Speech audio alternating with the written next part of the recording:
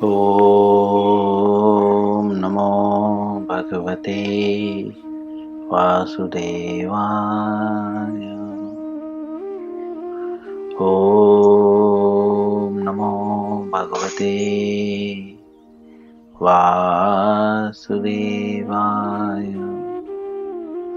ॐ नमो भगवते वासुदेवाय।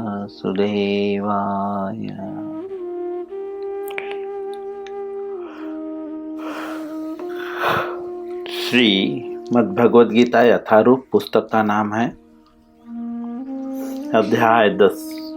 अध्याय का नाम है श्री भगवान का ऐश्वर्य।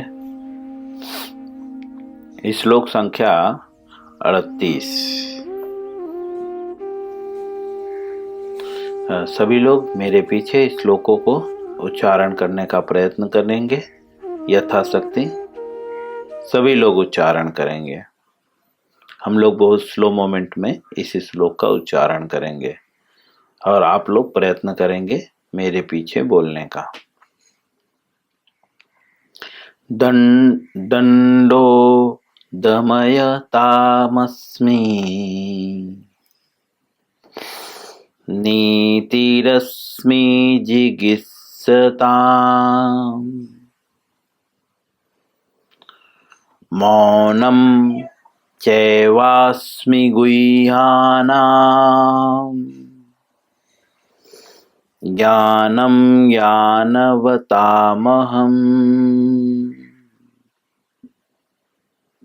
पुनः सभी लोग मेरे पीछे उच्चारण करें। दंडो दमयतामस्मि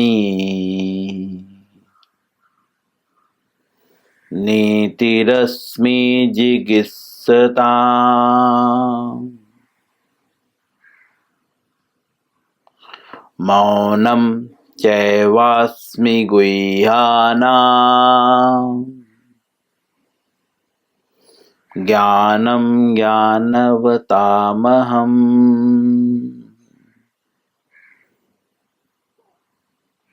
पुनः एक बार। दंडो दमयतामस्मि नीतिरस्मि जिगीषताम् मौनं चैवास्मि गुह्यानाम् ज्ञानं ज्ञानवतामहम्।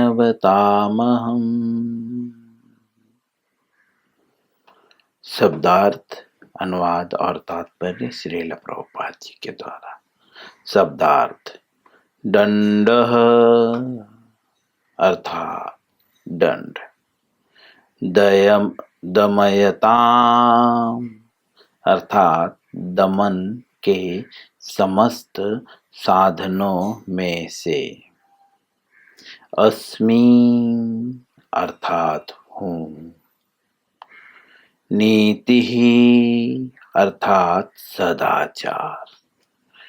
अस्मि अर्थात हूँ। जिगीषताम् अर्थात विषय की आकांक्षा करने वालों में। मौनम अर्थात चुप्पी अर्थात मौन। च अर्थात तथा। एव अर्थात भी। अस्मि अर्थात हूँ। गुह्यानाम अर्थात रहस्यों में। ज्ञानम अर्थात ज्ञान। ज्ञानवताम अर्थात ज्ञानियों में। अहम मैं हूँ। अनुवाद श्रील प्रभुपाद जी के द्वारा। प्रभुपाद जी लिखते हैं इसका अनुवाद करते हुए, मतलब इस श्लोक में भगवान क्या कह रहे हैं उसको हिंदी में प्रभुपाद जी हमें बता रहे हैं। अराजकता को दमन करने वाले समस्त साधनों में मैं दंड हूं। पहला लाइन, दंडो दमय तामस्मि। उसका अर्थ यहां बता रहे हैं कि अराजकता, अराजकता मतलब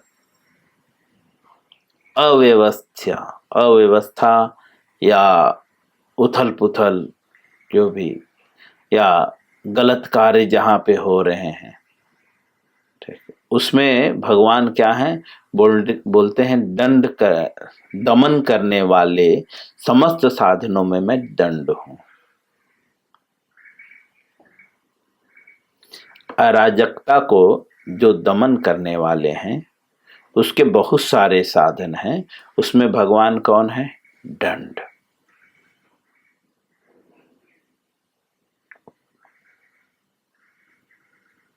इसीलिए जो भक्त होता है उसकी भावना क्या होती है, अगर मुझे कोई दंड मिल रहा है तो ये कृष्ण की कृपा है ना। जो वैष्णव होते हैं वो अगर उन्हें कोई दंड मिलता है, कोई कष्ट होता है, तो वो क्या सोचते हैं, यह कृष्ण की कृपा है। वे उसे स्वीकार कर लेते हैं, क्या सोच के, यह तो कृष्ण है। जैसा कि अर्जुन ने कहा कि मैं किस किस भाव से आपका स्मरण करूं और किस किस रूपों में आपको देखूं, तो भक्त जो होता है दंड को भी कृष्ण के रूप में देखता है, क्योंकि यहां पर भगवान स्वयं कहते हैं। दूसरे शब्दों में श्रील प्रभुपाद जी जो है, इसके अनुवाद में भगवान जो कह रहे हैं वो समझा रहे हैं हिंदी में, कि भगवान यहाँ पे कह रहे हैं कि हमें दंड क्यों मिलता है, क्योंकि हम अराजकता कर रहे हैं, अराजकता फैला रहे हैं, इसीलिए हम दंड के भागी हैं। हालांकि वैष्णव जो है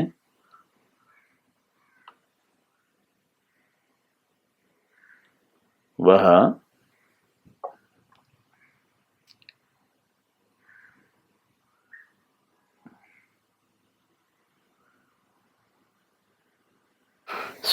भगवान कहते हैं कि अराजकता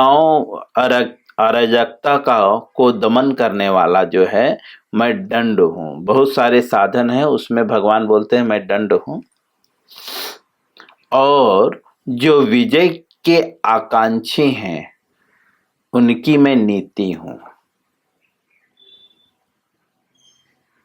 भगवान कह रहे हैं कि जो अराजकता है उसको जो दमन करते हैं उसमें मैं दंड हूं। इसीलिए वैष्णव जो है, भगवान कोई भी कष्ट होता है या उसे किसी भी प्रकार का दंड मिलता है तो वो भगवान की कृपा मानता है कि शायद मैंने कुछ गलती की है, इसके कारण जो है मुझे भगवान दंड दे रहे हैं, और ये दंड जो है ये कृष्ण की कृपा है, अर्थात कृष्ण स्वरूप है। वह उसे बहुत प्रेम से स्वीकार कर लेता है। और दूसरे शब्दों में या दूसरे दृष्टिकोण से, अगर किसी को दंड मिल रहा है तो वह जरूर अराजकता का कारण है, अर्थात उसने जरूर कुछ गलती की है, उसने नियमों का उल्लंघन किया है। आगे के लाइन में नीति यस्मि जिगिस्ताम कहते हैं, जो विजय की आकांक्षा रखता है, जो भी विजय चाहता है किसी भी क्षेत्र में, पढ़ाई के क्षेत्र में, काम के क्षेत्र में, तो भगवान कहते हैं मैं नीति हूं। उस क्षेत्र में क्या है, नीति। नीति का मतलब प्लानिंग या नियम, राजनीति, राजाओं द्वारा बनाई गई नीति, ऐसे राजनीति कहते हैं। भगवान नीति है। एक शब्द में यह भी कह सकते हैं कि भगवान यहाँ पे कह रहे हैं कि अगर विजय की कामना रखते हो तो नीति का सहारा लेना पड़ेगा। और नीति कौन है? तो भगवान बोलते हैं मैं हूं। अर्थात अगर आप विजय चाहते हैं तो किसके पास आना पड़ेगा? कृष्ण के पास। यहां तक कि अपने कर्मों पे भी विजय प्राप्त करना चाहते हो तो बहुत प्रकार के कर्म हमारे गलत हैं, ग्रह नक्षत्र दोष हैं, किसी भी प्रकार का कष्ट है वो किसके कारण? अराजकता के कारण, अर्थात अनीति के कारण। ठीक है, जब हम नीति का पालन नहीं करते हैं उसे अराजकता कहते हैं। और जब व्यक्ति अराजकता फैलाता है ऐसे व्यक्ति को दंड दिया जाता है। तो अगर हम दंड दिए जा रहे हैं, हमें दंड दिया जा रहा है, जैसे कि कुछ लोग बोलते हैं ग्रह का दोष है, काल सर्प दोष है, ये दोष है, वो दोष है। वो किस कारण से ये दोष लगा है? क्योंकि उसने किसी समय में अराजकता फैलाई थी, अर्थात वह नियमों का पालन नहीं करता था। अगर वह नियमों का पालन करता तो उसे जो है दंड नहीं मिलता। लेकिन कह रहे हैं अगर उस पे विजय प्राप्त करना चाहते हो तो किस पे? अराजकता पे, अनीति पे विजय प्राप्त करना चाहते हो तो बोलते हैं मैं नीति हूं, मेरे पास आओ।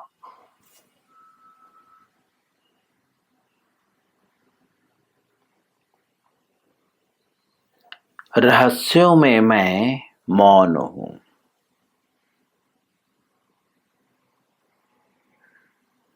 मौनम चैवास्मि गुह्यानाम,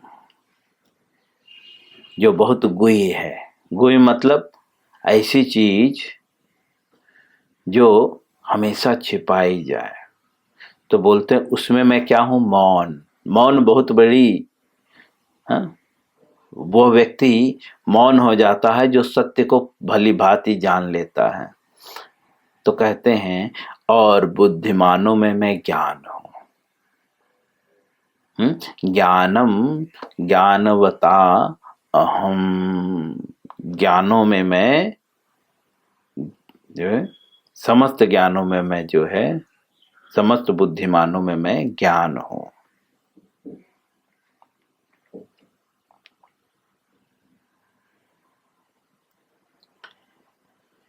अब श्रील प्रभुपाद जी तात्पर्य में इस श्लोक को समझाते हुए कहते हैं, प्रभुपाद जी के द्वारा हम इस श्लोक को समझेंगे।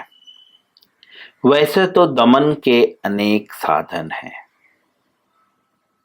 प्रभुपाद जी समझा रहे हैं कि दमन के जो है अनेक साधन हैं, किंतु इसमें सबसे महत्वपूर्ण क्या है? बोलते हैं दुष्टों का नाश। जो दुष्ट लोग हैं, बदमाश लोग हैं, ऐसे लोगों का नाश। जब दुष्टों को दंडित किया जाता है तो दंड देने वाला कृष्ण स्वरूप होता है। प्रभुपाद जी कह रहे हैं जो दंड दे रहा है वो कौन है? कृष्ण स्वरूप है।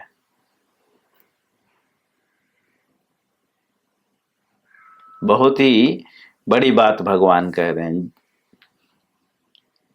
जो दंडित कर रहा है वो कौन है? कृष्ण स्वरूप। इसके लिए तो भक्त सबको प्रणाम करता है। इसीलिए चैतन्य महाप्रभु को, है ना, चैतन्य महाप्रभु के जीवन में एक ऐसी घटना आई। चैतन्य महाप्रभु के एक भक्त थे हरिदास ठाकुर। मुसलमान ने उन्हें 22 बाजार में कोड़ों से पीटा, है ना। उन्होंने प्रतिकार किया? बिल्कुल नहीं। क्या किया? बस नाम जपते रहे। क्योंकि उनके हृदय में भावना क्या थी कि मैंने जरूर कोई अपराध किया है और ये जो दंड दे रहा है यह कृष्ण स्वरूप है। लेकिन यह हमेशा ध्यान रहे, चतुर्वर्णम मया सृष्टम गुण कर्म विभाग सह। सबके लिए अलग अलग नियम है, ठीक है। हर किसी को नहीं सहन करना है। और किसके द्वारा यह कार्य करना है? तत्विधि परिप्रातेन परिप्रश्नेन सेवयः उपदच्छन्ति ते ज्ञानम ज्ञानिनः तत्त्वदर्शिनः। गुरु के आदेश पर सहना है, ठीक है, नहीं तो फिर कुछ लोग भगवत गीता पढ़कर कायर बन जाते हैं, तो कायर भी नहीं बनना है। हरिदास ठाकुर जो है वे बहुत उच्च स्तर पे थे, हम उच्च स्तर पे नहीं हैं, ठीक है। हमें गुरु के आदेशों का पालन करना है। जैसे भगवान ने अर्जुन को लड़ने का आदेश दिया, अर्जुन भी वैष्णव था और परम वैष्णव था और भगवान का मित्र भी था। भगवान स्वयं बोलते हैं कि तुम मेरे परम मित्र हो और मेरे भक्त हो, इसीलिए मैं तुम्हें ज्ञान प्रदान कर रहा हूं। लेकिन भगवान ने अर्जुन को जो है मार खाने के लिए बोला कि सब आपको मारेंगे तो आप सहो, बिल्कुल नहीं, प्रतिकार करने के लिए बोला। अगर सामने वाला तीर चलाता है तो आपको भी तीर का उत्तर देना है, जवाब देना है। इसीलिए गुरु के आदेश पर, कृष्णम वंदे जगत गुरु, कृष्ण तो जगत गुरु है, लेकिन हम अभी तक इतने प्योर नहीं है ना कि जगत गुरु के पास जा सकें। इसीलिए परंपरागत हमें ज्ञान स्वीकार करना है, ठीक है। तो प्रभुपाद जी कहते हैं कि जो दंड देने वाला व्यक्ति है वो कृष्ण का स्वरूप है। क्यों दंड दे रहा है? क्योंकि कहीं ना कहीं आपने कुछ गलत किया होगा। क्योंकि राखे कृष्ण तो मारे के, मारे कृष्ण तो राखे के। अगर कृष्ण रक्षा करना चाहेंगे ना तो कोई आपको नहीं मार पाएगा। अगर आपको मारा जा रहा है तो अवश्य ही आपने कुछ त्रुटि की है।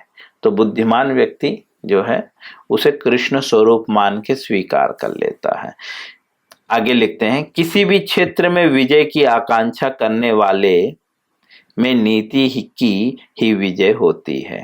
प्रभुपाद जी कहते हैं किसी भी क्षेत्र में, एवरीथिंग, पढ़ाई लिखाई, पैसा, बिजनेस, समझे, किसी भी क्षेत्र, घर परिवार, हर जगह पे अगर आप विजय प्राप्त करना चाहते हैं, भगवान कहते हैं जो नीति की आकांक्षा रखता है, जो विजय की आकांक्षा रखता है उसमें भगवान कौन है? नीति है।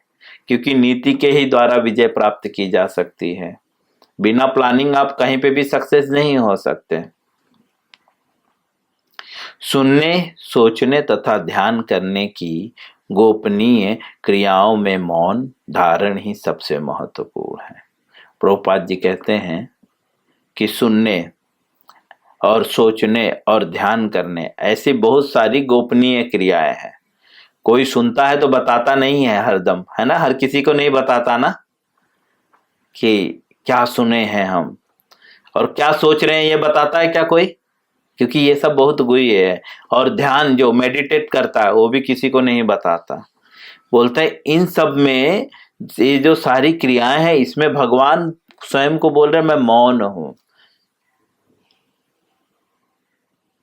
क्योंकि मौन रहने से जल्दी उन्नति मिलती है। मौन रहने से उन्नति जल्दी मिलती है। उन्नति मतलब सक्सेस। कम गले ज्यादा चले, अर्थात बोलते हैं ना। इसीलिए रूप गोस्वामी जो है उनका एक पुस्तक है वैष्णव के लिए। रूप गोस्वामी कौन है? हमारे आचार्य के संविधान कर्ता, हमारे परंपरा के, जो ब्रह्म गौड़ीय वैष्णव परंपरा है उसके संविधान कर्ता। जैसे भारत को चलाने के लिए जो है डॉक्टर बाबा साहेब आम्बेडकर ने जो है संविधान की रचना की, उसी प्रकार से वैष्णव को चलने के लिए जो है रूप गोस्वामी ने कुछ नियम बनाए।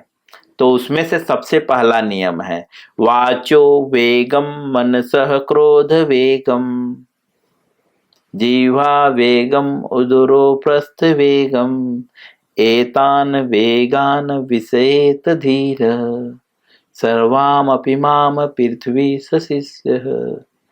सबसे पहला वैष्णव को कैसा होना चाहिए? बोलते हैं वाचो वेगम, वाणी के वेग को नियंत्रण करना है। अगर मटेरियली मैं सोचूं, यहाँ पे तो वे कह रहे हैं कि आप पूरे संसार को शिष्य बना सकते हो, ठीक है। अगर मैं इसे दूसरे दृष्टिकोण से देखूं तो आप हर जगह सक्सेस हो सकते हो, क्योंकि आदमी आपके सामने कब झुकेगा?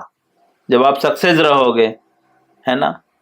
कब आपको फॉलो करेगा? जब आप परफेक्ट रहोगे, तभी तो आपका कोई शिष्य बनेगा ना।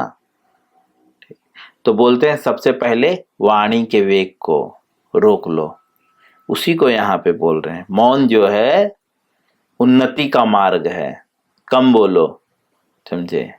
हमेशा मत बोलते रहो, जितना जरूरी है उतना बोलो, बाकी टाइम पढ़ाई लिखाई में डालो, ठीक है, आगे बढ़ने के, ज्ञान प्राप्त करने में।